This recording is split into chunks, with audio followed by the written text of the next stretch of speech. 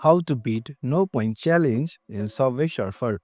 In this video, I will show you how to beat no coin challenge in Subway Surfer super easily. So let's get started. Open your Subway Surfer application.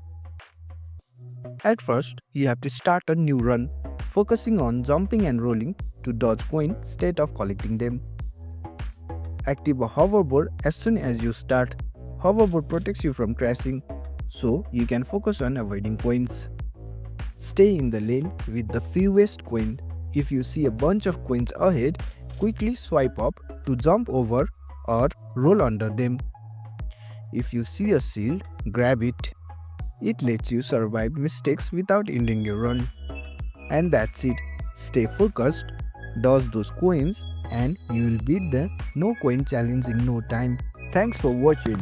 If you found this helpful, give it a thumbs up and consider subscribing for more tutorials. Drop a comment if you have question or suggestion for future videos. And don't forget to check out our playlist. See you in the next one.